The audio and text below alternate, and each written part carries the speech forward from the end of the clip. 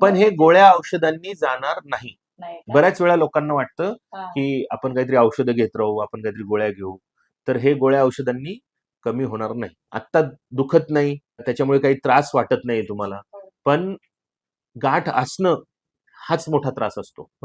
काहीतरी ते खूप दुखायलाच पाहिजे. उलट ज्या गाठी दुखत नाहीत अशा गाठी जास्त शक्यता असते की त्याच्यात काही कॅन्सर निघण्याची. पण अजूनही ते माझ्या तपासणी म्हणजे क्लिनिकल एक्झामिनेशन किंवा अल्ट्रासाऊंड मध्ये फक्त प्रूव्ह होत नसतं. त्याच्यासाठी शीतावरनं भाताची परीक्षा जे तुम्ही घरी करता है ना, की भात शिजलाय की नाही कसं बघतो आपण, एक छोटासा तुकडा काढून बघतो.